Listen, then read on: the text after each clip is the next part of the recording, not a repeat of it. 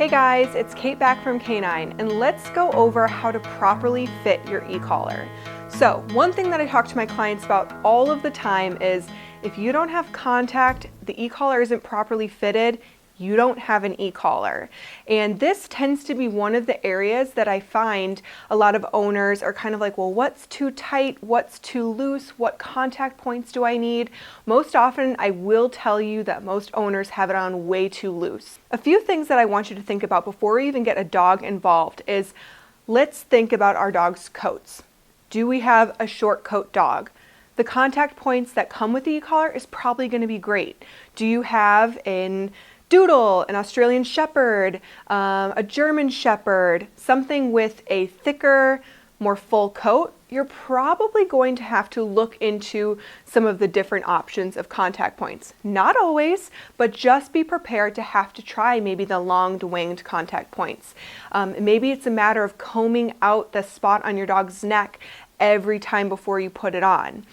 Maybe it's you need a bungee strap on your e-collar. All of these types of things I want you to consider. So when you're purchasing your e-collar, make sure you're thinking about, okay, there's probably going to need to be a purchase of some additional accessories.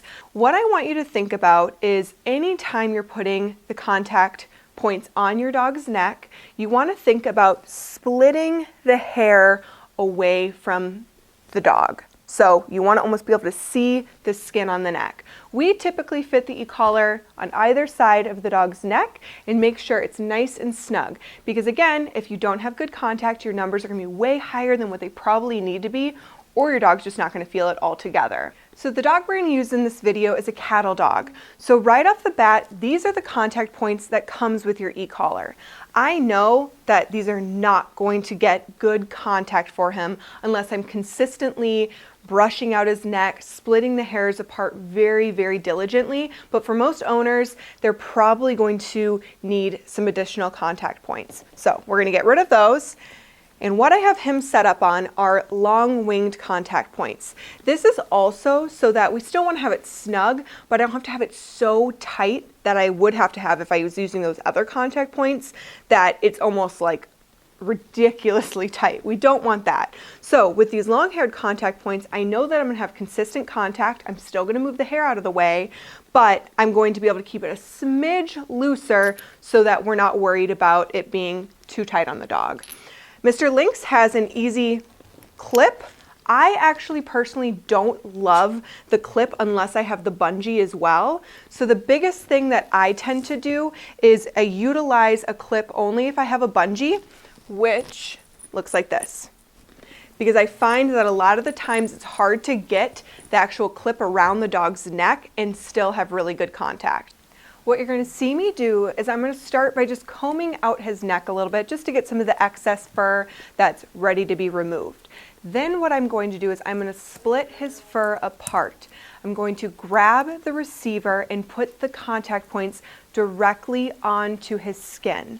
Then I hold the receiver in that spot as I go to secure it. You will see that I secure it pretty snug. If I need to loosen it at all, I will, but I always start on the side of a little bit more snug, and I can loosen it if needed. Then you're good to go. As long as you have contact, you've split the hair, you are all set. What I typically do is I test it before I go out with my dog. So I will make sure that he can feel it, doing either a little bit of place work, something like that, just so you can practice feeling it. The other things you want to keep in mind is the box should not be able to move around the dog's neck. So you will actually see me kind of wiggling it in there, seeing if I can get the receiver to move from one side of the neck to the other. You'll see that I cannot, and that is the goal. The other thing that I always kind of test is, can I get two of my fingers underneath the collar and it still feel pretty snug, but I can comfortably get them under there.